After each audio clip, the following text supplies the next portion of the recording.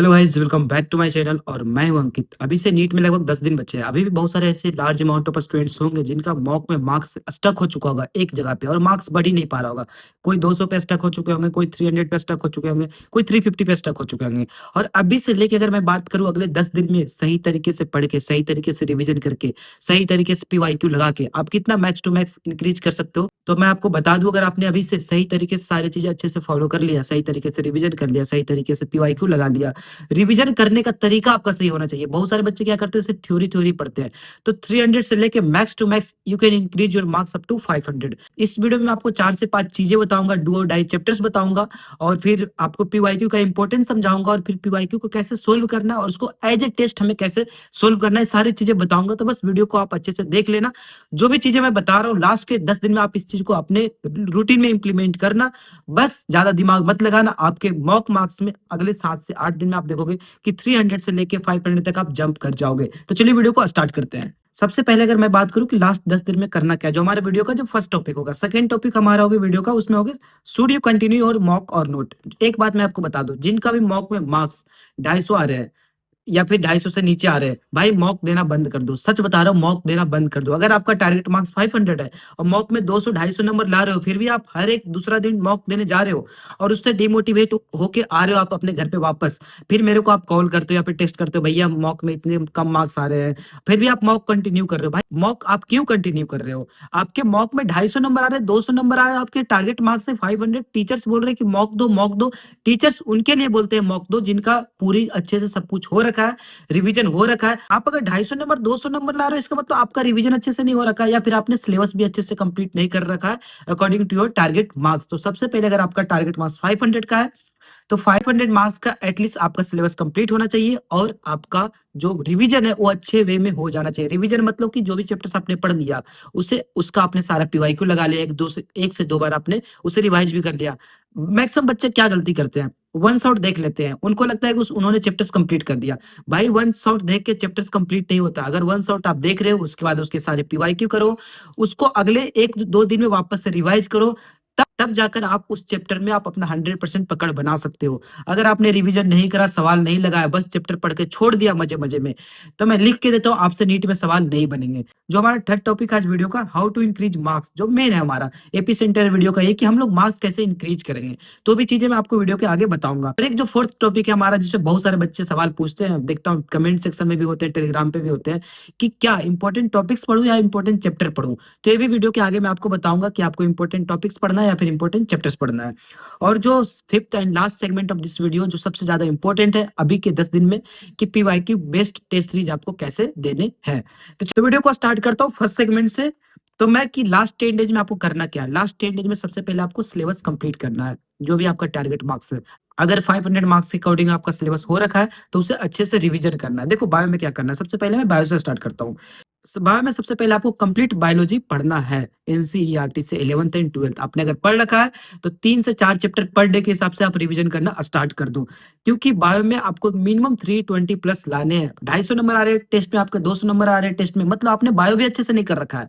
क्योंकि सिर्फ bio bio अगर आप अच्छे से कर लोगे ना, तो 320 मार्क्स, 300 प्लस मार्क्स आप इजिली स्कोर कर सकते हो बायो में। क्योंकि बायो से मार्क्स स्कोर करना सबसे ईजी है as compare to physics and chemistry. अगर मैं बात करूं कि एनसीईआरटी ही क्यों पढ़ना है, बहुत सारे बोलते हैं भैया एनसीईआरटी ही क्यों पढूं, सर के नोट्स क्यों ना पढूं। क्योंकि आपके जो सवाल आएंगे अभी स्टेटमेंट बेस्ड सवाल आएंगे, जो असर्शन रीजन सवाल आएंगे, वो डायरेक्टली और इनडायरेक्टली एनसीईआरटी से होंगे। डायरेक्टली एनसीईआरटी का लाइन उठा के दे देते हैं स्टेटमेंट बेस्ड सवाल में और असर्शन रीजन में। अगर आपने एनसीईआरटी नहीं पढ़ रखा है तो आपके कैसे सवाल बन पाएंगे नोट्स में। आई नो कि बहुत सारे अच्छे नोट्स होते हैं जहाँ पे टीचर सब कुछ लिखाते हैं, बट एनसीईआरटी के कुछ ऐसे लाइन होते हैं जो छूट जाते हैं कभी-कभी। इसलिए आपको एनसीईआरटी एटलीस्ट 1 से 2 बार अभी से 10 दिन में पढ़ लेना अच्छे से। फास्ट रीडिंग भी करना, लेकिन आप अच्छे से पढ़ लेना, ठीक है? और दूसरी बात ये भी है कि जो मैक्सिमम जो सवाल आएँगे 90 के 90 सवाल आपका एनसीईआरटी से आएँगे। उससे बाहर लास्ट के 3-4 साल से नीट में सवाल नहीं आ रहा है। अगला सेगमेंट है फिजिक्स का। फिजिक्स में क्या करना है आपको, 80 प्लस मार्क्स मिनिमम लाना। अगर 80 मार्क्स से आपके कम आ रहे हैं फिजिक्स में, तो जो मैं अभी आपको चैप्टर्स देने वाला हूँ, तो ये सारे चैप्टर्स आप पढ़ लेना। अगर आपने पढ़ रखा है तो अच्छे से रिवीजन कर लेना, उन सारे चैप्टर्स का पीवाईक्यू आप लगा लेना। तो जो डू और डाई चैप्टर्स है, जो मैं पिछले 1 महीने से आपको देते आ रहा हूँ, 80 मार्क्स के लिए और 100 मार्क्स के लिए। ग्रेविटेशन आप अच्छे से कर लेना, यूनिट एंड डायमेंशन आप अच्छे से कर लेना, इलेक्ट्रोस्टैट्स आप अच्छे से कर लेना, करंट इलेक्ट्रिसिटी आप अच्छे से कर लेना।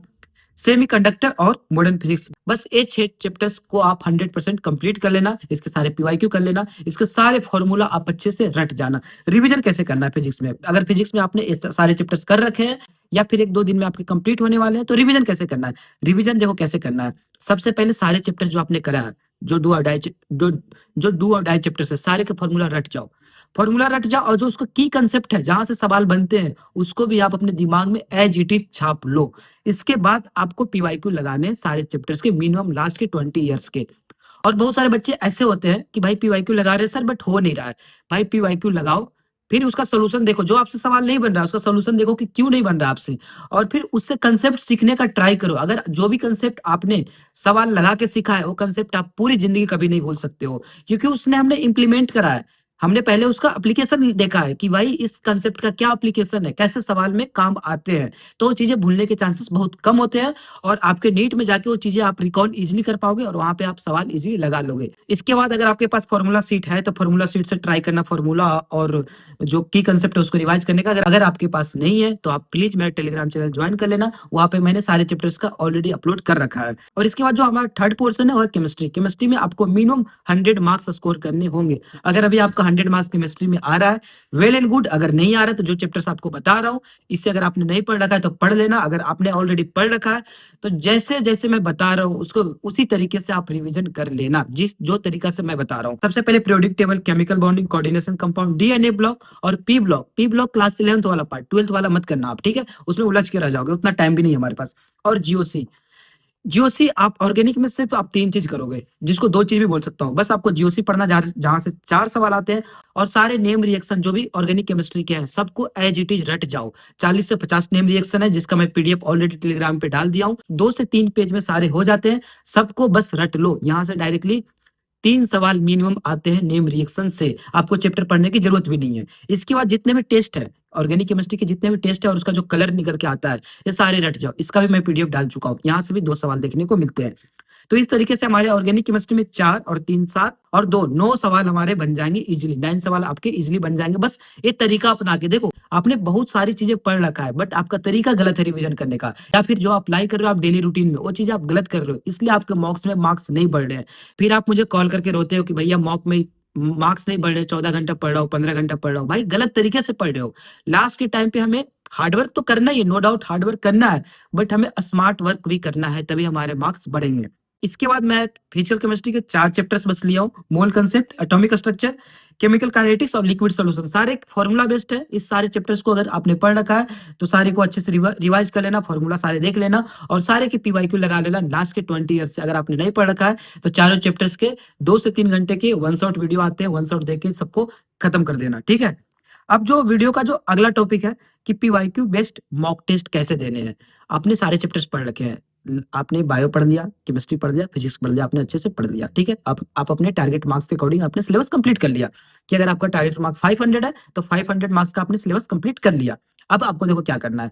सारे चैप्टर्स का, अगर बायो की बात करूँ तो लास्ट के 10 ईयर्स से, और फिजिक्स की बात करूँ तो लास्ट के 20 ईयर्स से, और अगर केमिस्ट्री की बात करूँ तो लास्ट के 20 ईयर्स से सारे पीवाईक्यू एक जगह लेने। बहुत सारे पीडीएफ ऑलरेडी डला हुआ है, आप कहीं से भी उठा सकते हो चैप्टर वाइज। टाइमर के साथ स्टॉप वॉच लगाओ।